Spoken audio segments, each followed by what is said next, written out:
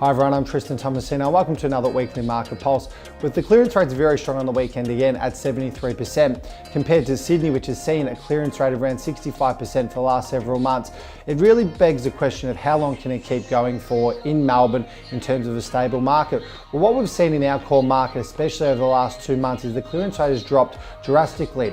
If we have a look at September, the clearance rate for houses was at 55%, compared to townhouses, which was extremely strong at 75%, and apartments had a clearance rate of 65%.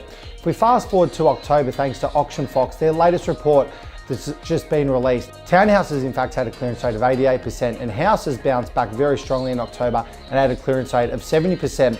And believe it or not, apartments actually had the exact same clearance rate at 65%.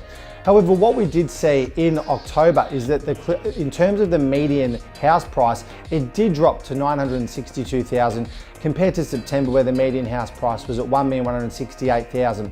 So what we did see in October in our core market in the inner west is that there were a lot more lower end properties, especially between the $700,000 to $1.1 million bracket listed, which is still a very competitive market, which is why the average bidders at auction in October was 1.8 compared to September, which only had an average bidders per auction of 1.2 bidders. So when we obviously see more listings in that price bracket compared to the upper end of the market of 1.2 million and above, we certainly do see that there are more people active looking at those properties, and thus the clearance rates are a lot higher.